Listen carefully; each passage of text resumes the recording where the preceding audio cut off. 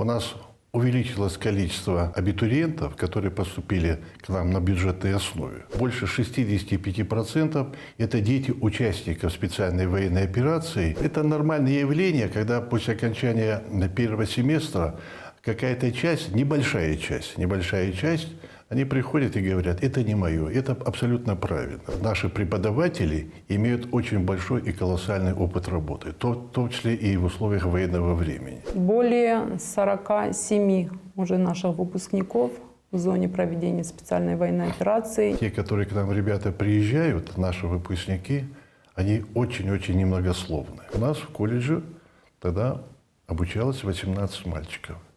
Вот на сегодняшний день их 259. 18 и 259. Это практически 3 батальона. Сегодня роль военного медика, медицинской сестры, медсанбата, медицинского взвода, военного фельдшера, военного врача, она становится очень-очень престижной.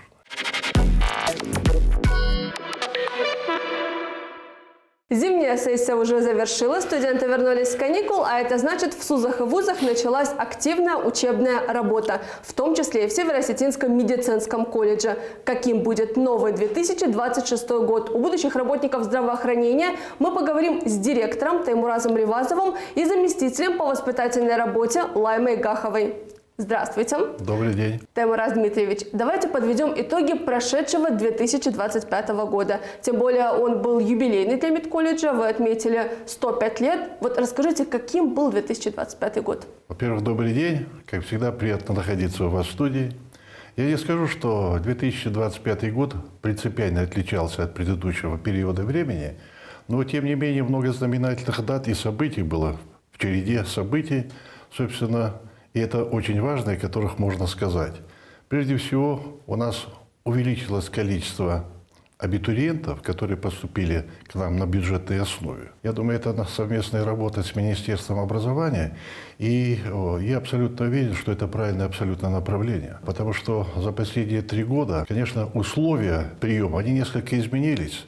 Потому что я хочу очень важно отметить и акцентировать на то, что среди абитуриентов, которые к нам поступили и стали студентами, больше 65% это дети участников специальной военной операции. И скажу, что количество студентов, которые к нам поступили, из числа сирот и инвалидов тоже увеличилось. Хочу отметить, что для нашего профессорско-преподавательского состава это накладывает ответственность, потому что мы прекрасно понимаем, что дети участников СВО, как бы они ни думали, но все время большинство их времени и мыслей это там, на фронте, у кого папа, у кого мама.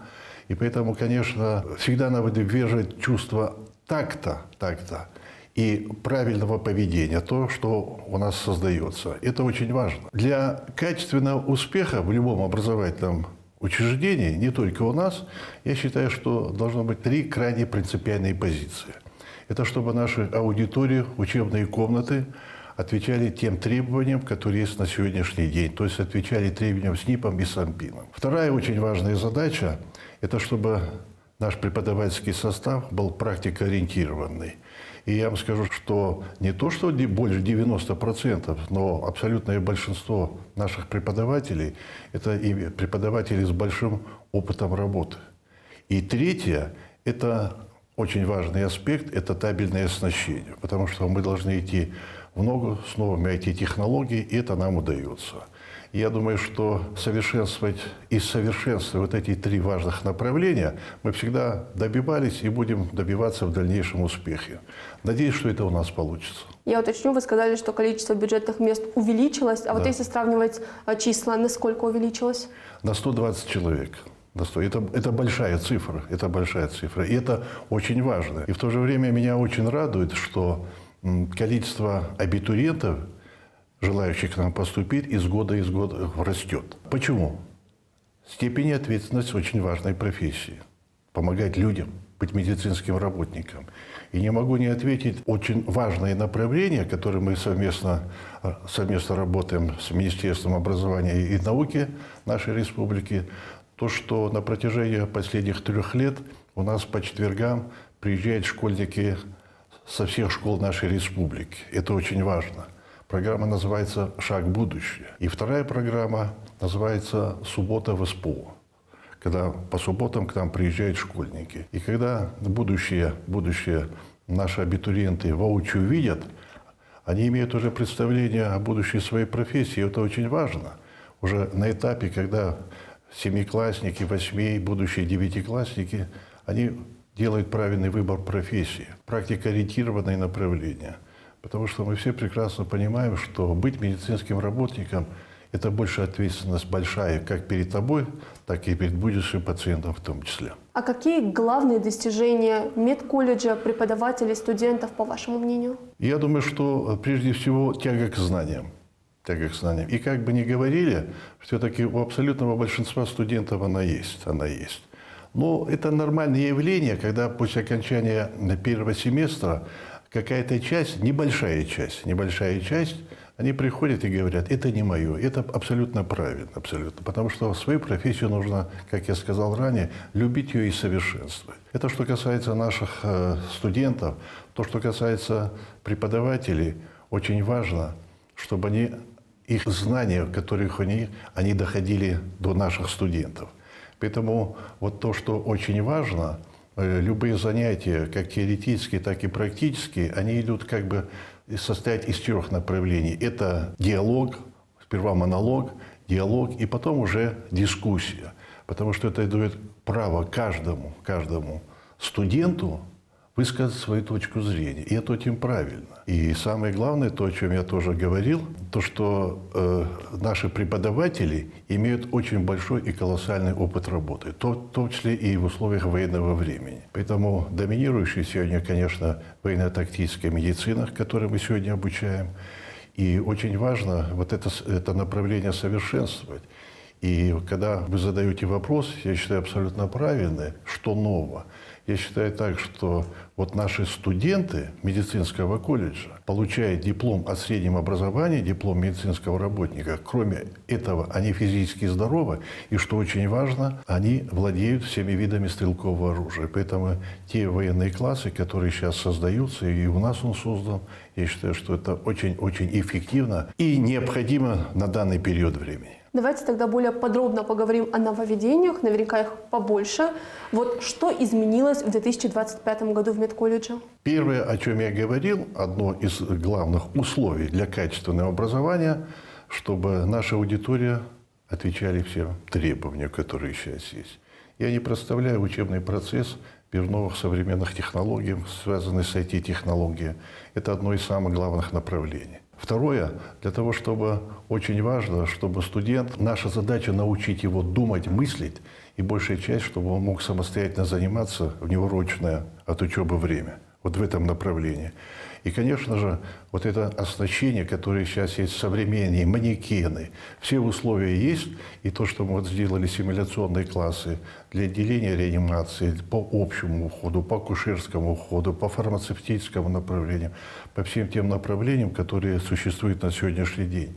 То есть задача у нас поставлена так, чтобы студент, находясь на теоретических занятиях и дальнейшей готовясь к практическому занятию, мог визуально увидеть и потрогать, как я говорю, руками своими, чтобы все у него было знакомо. И это очень важно. Лайма Валерьевна, а вот если говорить о воспитательной работе, наверняка тут тоже были изменения.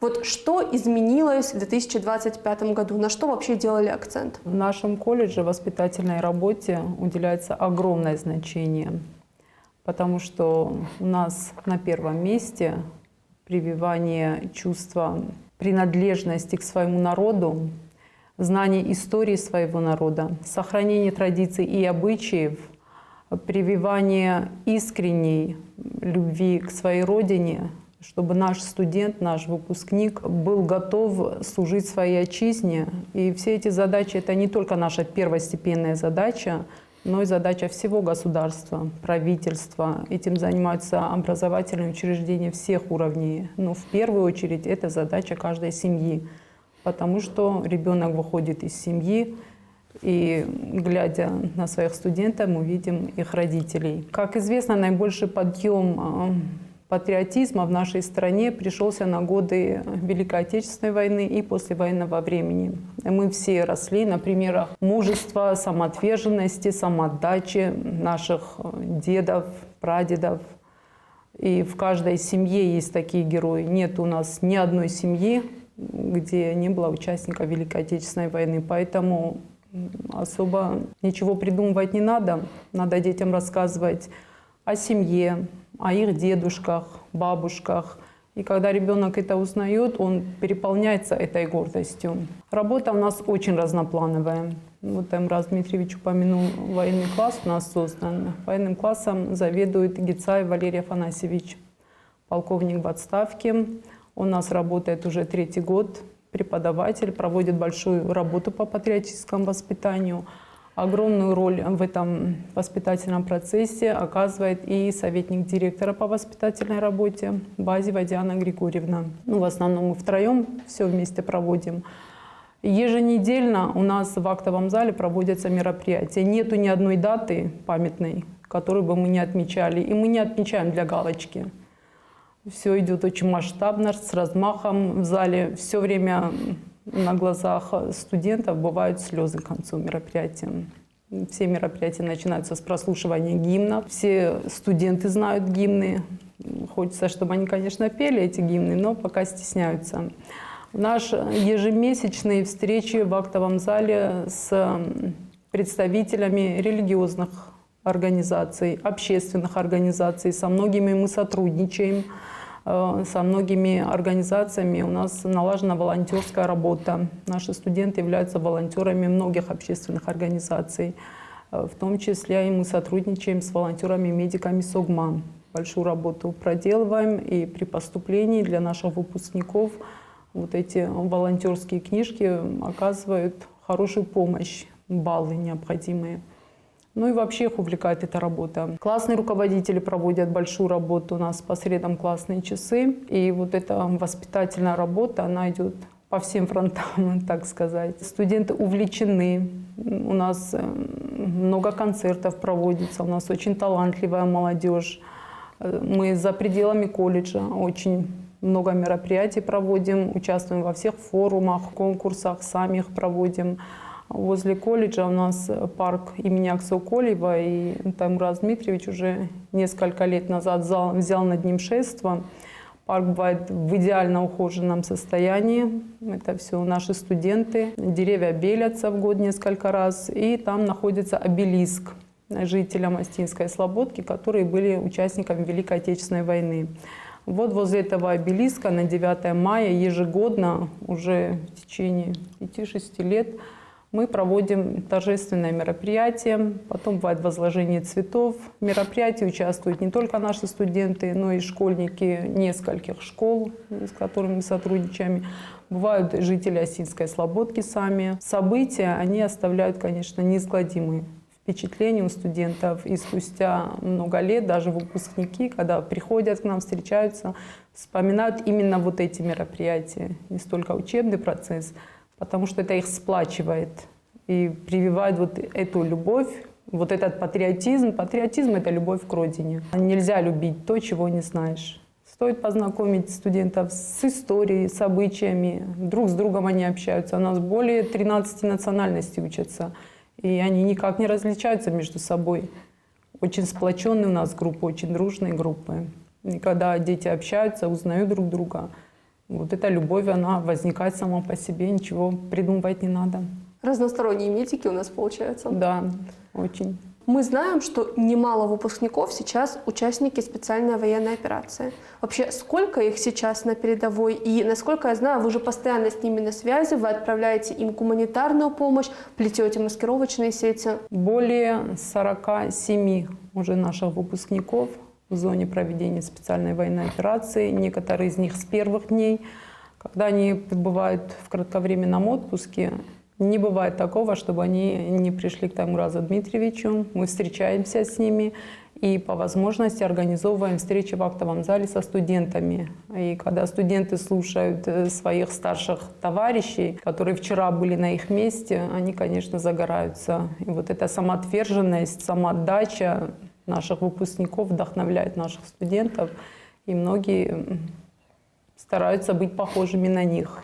Совсем недавно к нам опять приходила Алана Мисикова, она дочка нашего преподавателя Мисиковой Оксаны Борисовны. Она наша студентка, наша выпускница. В сентябре, когда она приходила, она привезла с собой полотнище флага медсанчасти, на котором расписались ее пациенты, так сказать. И за то время, пока она приехала к нам, вот эти подписи, она говорила, это написал этот написал этот. И оказалось, что у многих, уже 2 или 3 из тех, кто расписались на этом полотнище, к сожалению, уже не было в живых. Это очень печально. У многих наших студентов, там Раз Дмитриевич сказал, у нас около 300 студентов, у которых родные на СВО. И, к сожалению, к большому сожалению, очень многие погибают. С первых дней начала СВО у нас в колледже сотрудниками библиотеки открыт уголок памяти. Первое время они выкладывали все фотографии погибших. Там все время горит свеча памяти. Но так как количество увеличивалось, сейчас ведется письменно, добавляют. Специальный журнал стоит отпечатанный. К сожалению, он пополняется. И очень многие фамилии там наших студентов, отцов наших студентов. Для погибших выделяется материальная помощь размером 10 тысяч. Классные руководители со студентами ходят на похороны. И наши психологи проводят большую работу по поддержке вот этих студентов, у которых родные на СВО или погибли не только со студентами, но еще и с их родителями. У нас есть родительский комитет, ведется большая работа с родителями, родительские собрания у нас проводятся каждый семестр. По необходимости собираются еще чаще. И очень тесно идет вот это сотрудничество. Тимураз Дмитриевич, вы точно следите за судьбой ваших выпускников, участников спецоперации. Вот какие факты из их жизни на передовой вас впечатлили, возможно, даже растрогали? И, естественно, когда они приходят в Альма-Матер и идут к вам навстречу, вообще что они рассказывают, что говорят? Возможно, звучат слова благодарности в адрес своему учреждению родному? Ну, я вам скажу так. Вот вы задали, Лайме Валерьевне, очень важный вопрос. Я очень внимательно слушал вступление Лаймы Валерьевны. И та работа, я бы сказал так, которая имеет очень колоссальный эффект, она очень важна в наше очень неспокойное время. Но я хочу сказать еще то, что важно работать не только со студентами, важно работать с их родителями в том числе. Не те, которые сегодня находятся в зоне выполнения специальной военной операции, которые находятся здесь. Здесь это очень важно. И тут главенствующую роль, конечно, играет роль наших психологов. У нас создана группа риска, и наши 2 профессиональных психолога постоянно занимаются теми нашими студентами, которые необходимы, в том числе их родителями. Я считаю, что это очень важное направление. Что касается вашего вопроса, я вам скажу, можно ответить одной фразой, но вот по сравнению с прошлым, позапрошлыми годами, вот в этом году, в конце прошлого года, я поймал себя на мысли, что те, которые к нам, ребята, приезжают, наши выпускники, они очень-очень немногословны.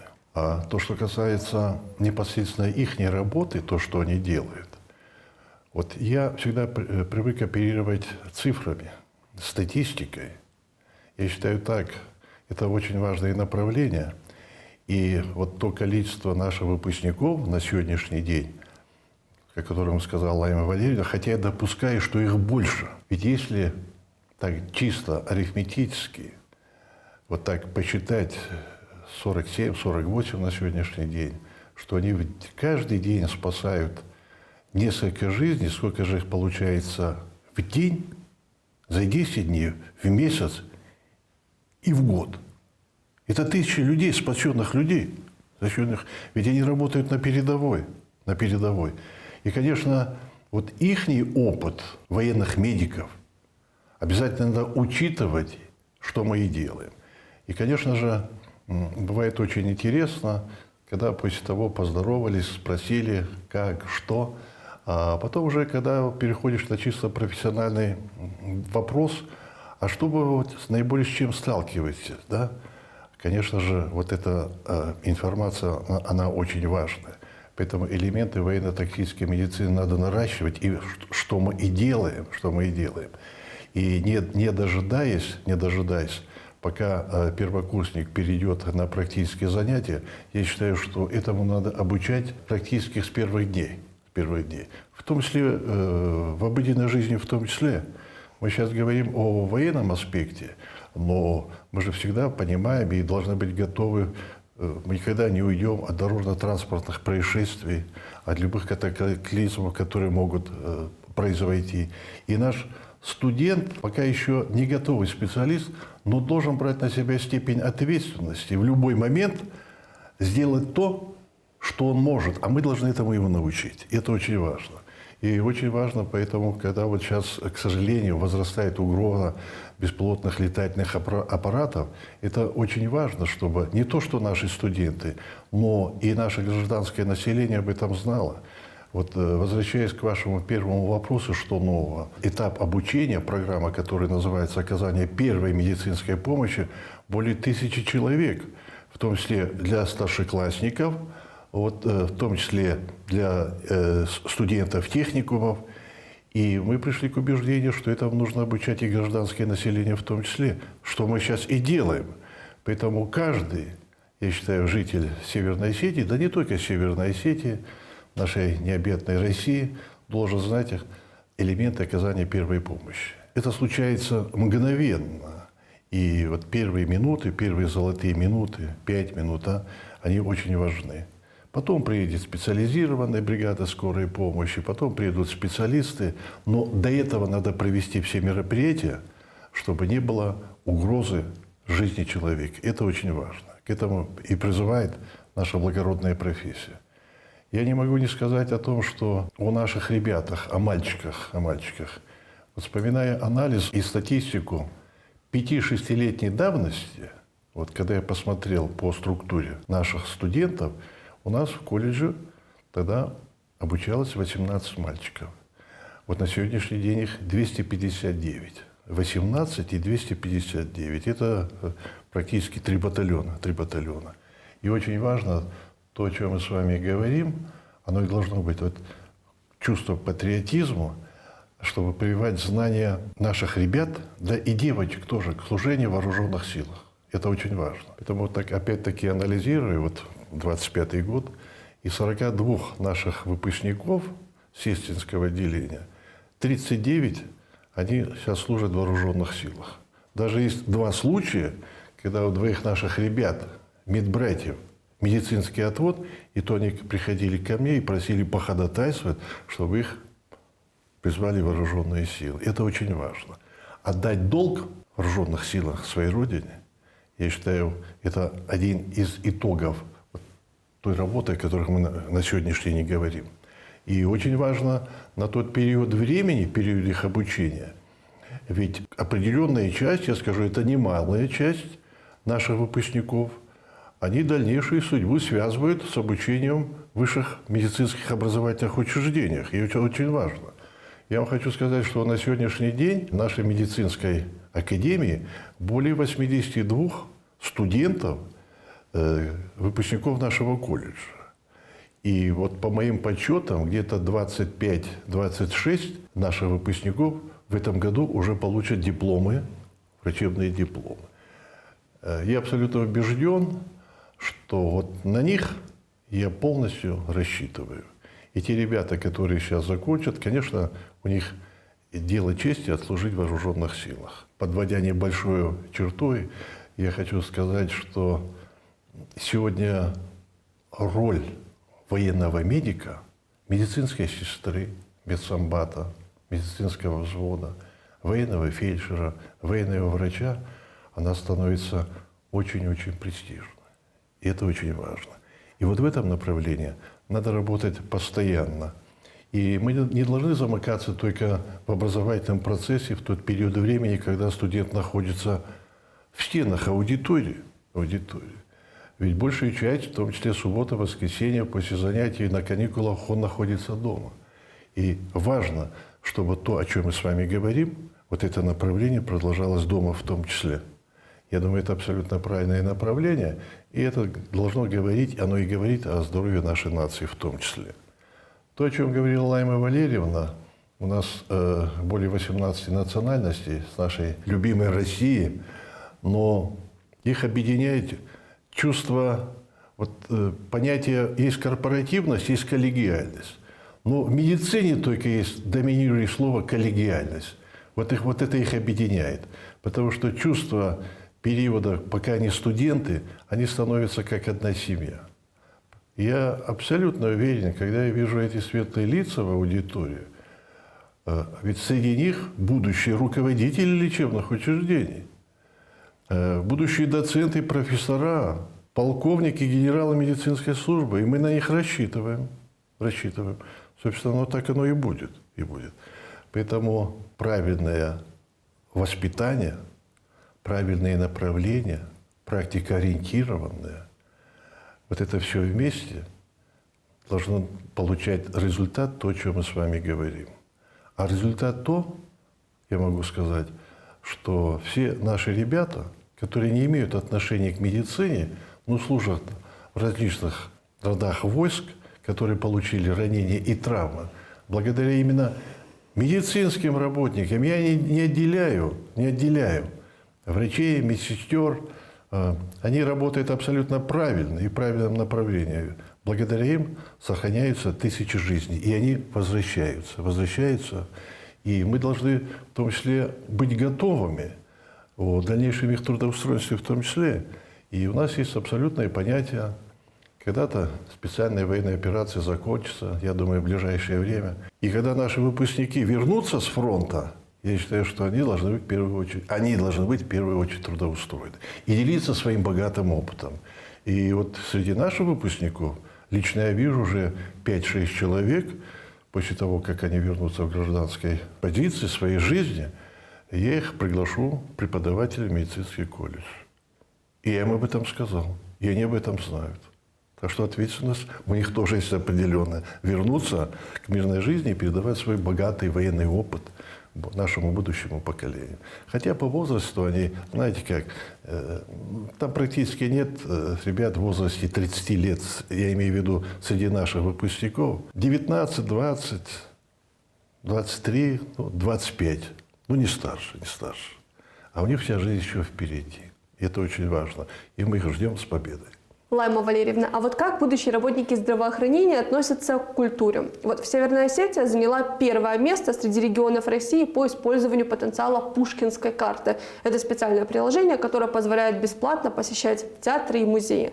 Вот что любят наши будущие работники, наши будущие медики? Как у вас? Любовь к Насколько она культуре популярна? у наших студентов прививается на уроках литературы, истории, географии. Мы уже несколько лет как ввели формат видеоуроков. У нас не только в актовом зале, но уже во многих аудиториях появились проекторы, экраны, на которых мы во время занятий транслируем художественные советские фильмы о войне. Это такие фильмы, как «Отец солдата», «Летят журавли», «Офицеры». Они сражались за Родину по Шолохову. Вот все эти фильмы, они у нас уже по программе просматриваются. Пушкинская карта у нас очень активно реализовывается. У наших студентов на начало прошлого года суммарно на картах у нас было более 11 миллионов, и мы их к концу года все реализовали. Полностью. У нас есть график посещения музеев, график посещения театров. Мы сотрудничаем со всеми театрами. Нам скидывают ссылку, мы выкупаем билеты, мы приглашаем в наш актовый зал народные ансамбли. Народный оркестр Булата Газданова, наш постоянный гость по Пушкинской карте. И студентам и выезжать никуда не надо. На той неделе у нас прошел прекрасная литературная композиция «Метель» по одноименному произведению Александра Сергеевича Пушкина. Зал был полный, все сидели, и преподаватели были, все были в большом восторге от этого представления. Раньше на него я направляла студентов во дворец металлургов, что было не очень удобно, погодные условия зимой, студентам домой добираться. А теперь появилась возможность в нашем актовом зале проводить очень много мероприятий. Все музеи наши студенты посетили благодаря этой карте. Многие до поступления в колледж были такие, которые не были ни в одном из музеев, не посещали театры. Это из дальних сел, и эта Пушкинская карта дает хорошую возможность. Студентов сопровождают классные руководители с большим удовольствием. И очень активно у нас идет реализация этой программы. Еженедельно мы ходим на мероприятия. Тимураз Дмитриевич, а вот какие у медколледжа планы на новый 2026 год? Планы колоссальные, но я бы хотел, если можно, добавить то, о чем говорила Лайма Валерьевна, отвечая на ваш вопрос. Я не ожидал, что вот будет такой колоссальный результат, как мы называем по Пушкинской карте. Не ожидал. И вот вспоминаю начало 25 года и подводя итоги 25 года, я был очень удивлен. Хотя это, опять-таки, статистика абсолютно реальна.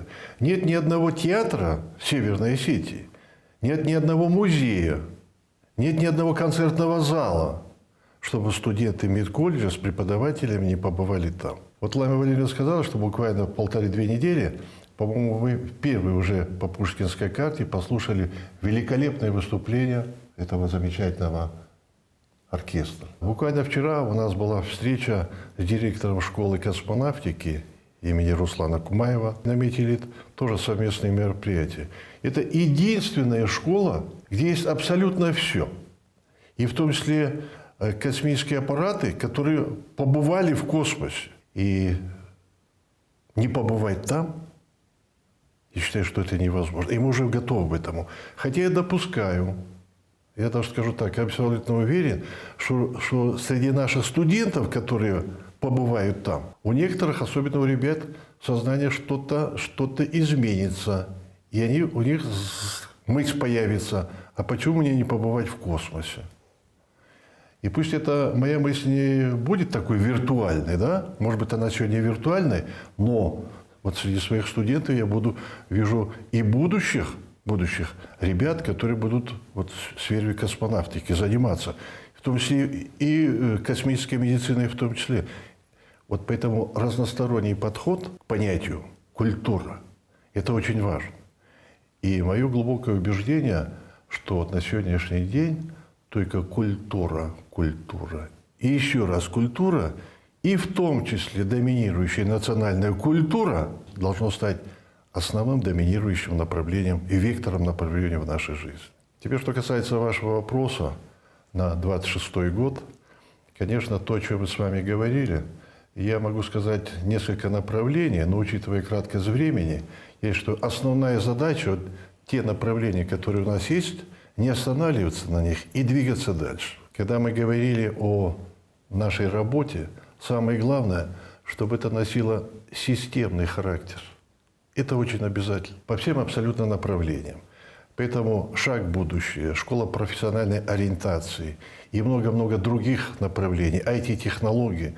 В ближайшее время совместная наша работа со Сбербанком, она обернется тем, что у нас практически все аудитории будет отвечать современным требованиям.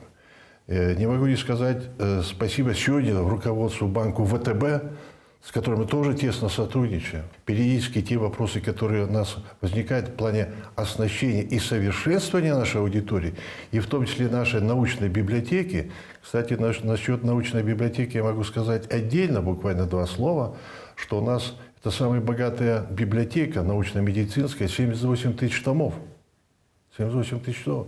Потому что у нас занимаются не только наши студенты и преподаватели, но и студенты, аспиранты, и не только нашего уважаемого медицинской академии, но в том числе и других вузов, которые приходят к нам, аспиранты.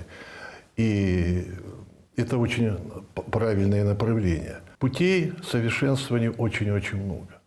Но сегодня сохранить ту стабильность и то направление, которое есть на сегодняшний день. Но самое главное вот в этом, в огромной системе направлений, стихии реформы направления, самое главное, единственное – это качественное медицинское образование. Несколько лет тому назад Верховный главнокомандующий поставил задачу об оказании качественной первичной медико-санитарной помощи.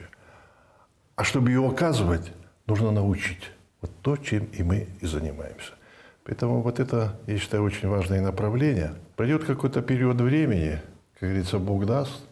И если мы встретимся и будем подводить итоги, вы задайте мне вот этот вопрос, я вам отвечу тогда, что нам удалось сделать в 2026 году нового. Но еще раз я говорю, надо сохранить то направление, вектор направления, который у нас на сегодняшний день. Хорошо, договорились. Договорились.